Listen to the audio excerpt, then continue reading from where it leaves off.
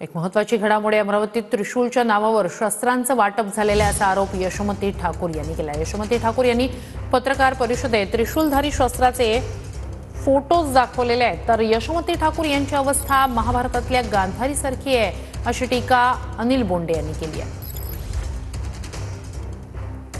काही संघटना अशा प्रकारे त्रिशूलाचं वाटप करतायत।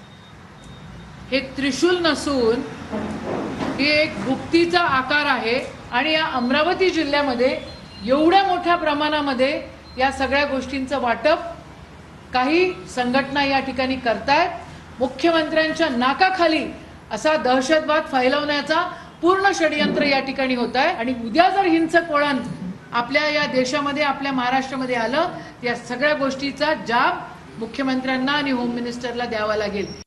यशोमती ठाकूरांची अवस्था महाभारतातल्या गांधारीसारखी झाली। गांधारींनी डोळ्यावर पट्टी बांधली होती आणि दुर्योधन दुःशासनाचे अत्याचार त्यांना दिसत नव्हते।